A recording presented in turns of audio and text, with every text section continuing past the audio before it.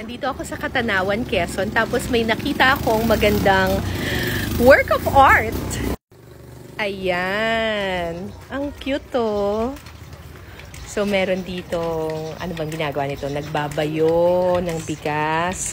Tapos ito yung parang, ano ba tawag dyan? Yung parang may bilao, tapos may bigas. Kasi ito parang nagbubungkal. Ito, ano ba yan? Tapos, ito nangingisda. Ito naglalagari. Ay, ang cute. Ang ganda.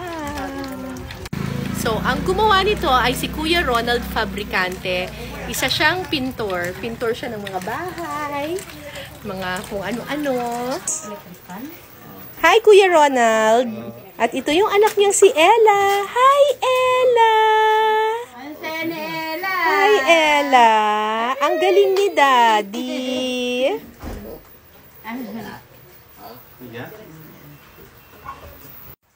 Abangan ang kanilang kwento sa Eyewitness.